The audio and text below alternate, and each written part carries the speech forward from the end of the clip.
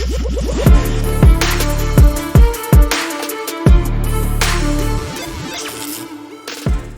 talk about Call of Duty and a little bit of an update on the sales of the game, because if you remember, there's new DLC out.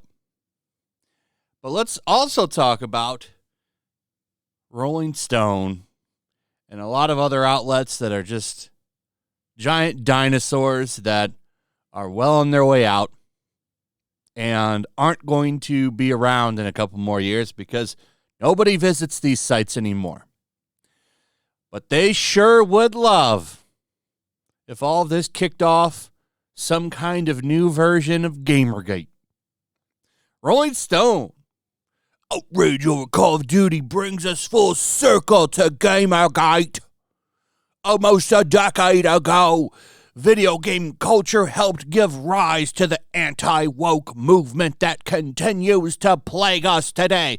Jay Willikers, I wish people would just stop complaining about my ideologies that I hold dear and accept them. Is basically what Miles Klee is saying there. How dare you have a different opinion than me? Because they call you bigot if you don't have the same opinion.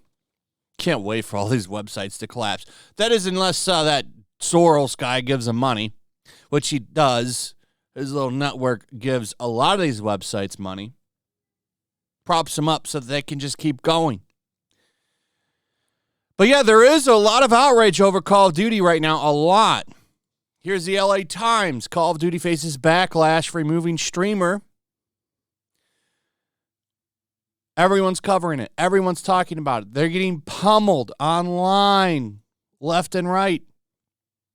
Every single one of these posts. And they posted a bunch of times yesterday. All day they were posting.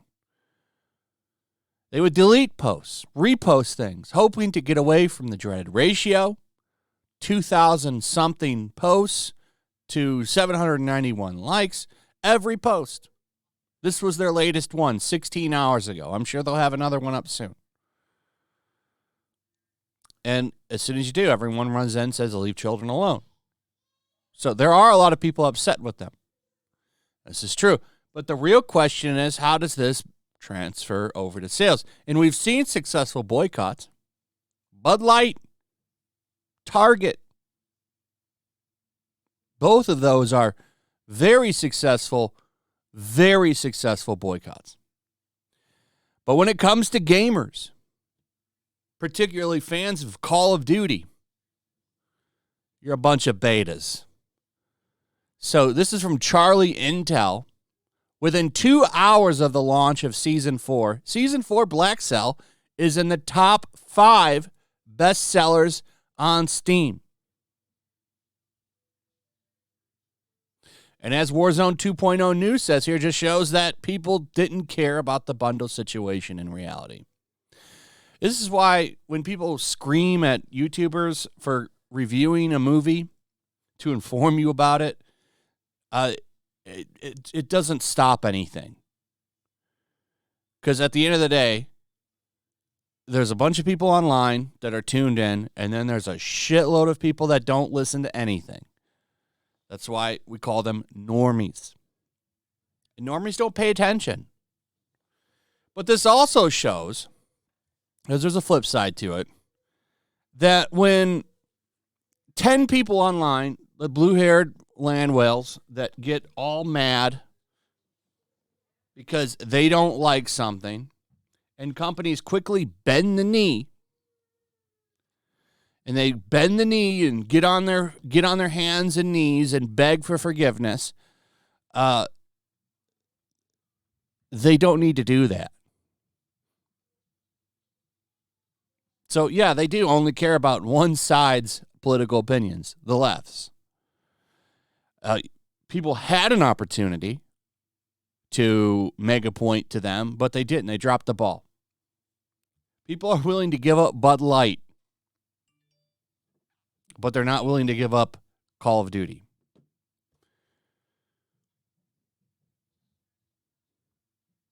In fact, it's not just in the top 5 now. It's number 2 and 3. So over on Steam bestsellers, this is going on right now at 8 a.m. Eastern Standard Time, 15th of June. It is now number 2 on Steam, and the Blackcell DLC is number 3. We can go over to Social Blade and even look at the Twitter account. They've lost a bunch of people over the past week, but they also started to gain it back, which means that people aren't paying as much attention to this anymore. In fact, this video probably won't even get that many views. So already things are starting to die down now. It's not like with Bud Light. People are still going about Bud Light. I think a part of this is also that you can't see sales data. Like, we have no idea what this means. We can kind of see this. And to be fair, I just want to point out, this is probably the least purchased platform for Call of Duty. However, though, if it's a top seller on the least purchased platform, I would imagine it's probably doing well on PlayStation and Xbox. In fact, here's most played games from the Microsoft website. Modern Warfare is number 2, under Fortnite, which I still can't believe people play. Fortnite has been around since 2018. Is the game that good? Is Fortnite that good? What keeps it going so long? Is it the skins? Is it the skins? The constant new skins? Is that what it is? You think they'd make a Fortnite 2, but they don't need to because people still buy all the new stuff. I don't get it. But if you enjoy that game, God bless you. It's better than Call of Duty. So there you go. I mean, that's the hard truth. And I'm not going to sit here and lie and sell that, the boycott on this worked. It didn't. It's still top selling. They didn't care. And now they're likely to keep doing the bullshit because, well, at the end of the day, nobody stopped playing it. The sales kept coming. This is why, other than the anomaly that is Bud Light and Target, boycotts usually don't work because not everybody jumps in. Everyone has to do it. And it's just thing. It has to go into normie culture, and they have to get involved, and that's not happening here. This is why it's good that people review things and let you know. Prop up good stuff that's not crazy woke. This starve the industry. Well, that doesn't work. So if something good comes out that's not woke, and if companies do that over and over again, that's good. Because then they see, okay, well, this makes more money. Versus, putting out a bunch of woke garbage and it does well. They have to learn themselves. And it's happening to Disney. And I'm going to talk about Disney later. Disney is in a funk. Especially when it comes to their movie industry. That Elemental movie, that's going to be a disastrous weekend for Disney. Disney's done it to themselves. All gets revealed over time with these companies. Call of Duty's on a downward trend. Sales-wise, this one did pretty good. Kind of broke the mold a little bit, but I would expect this to start going down eventually. If somebody could just break in and make something a little bit more like classic Call of Duty and not Fortnite, I think that would help. But the reality is the backlash and boycott did nothing. The game sold like crazy again.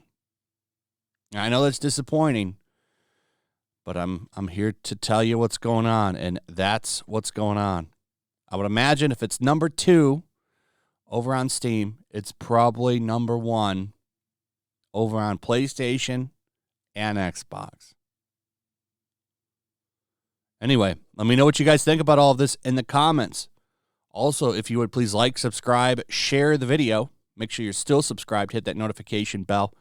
Check out my Rumble and Locals, and I'll see you on the next one. Peace. Make sure to check out my Locals. There's a link in the description. It's a fun community that I'm trying to build over here. If you don't want to support me on YouTube, you can come over here. None of that money goes to YouTube. You also can just come over here for free. But if you are a supporter over here, I do plan on doing an extra live stream once a month and throwing links to the supporters so you can actually come on and have a supporter live stream with me. Also, it's a good place to catch all of my content. You don't have to worry about notifications like YouTube. They'll definitely work over here. So come check out my locals.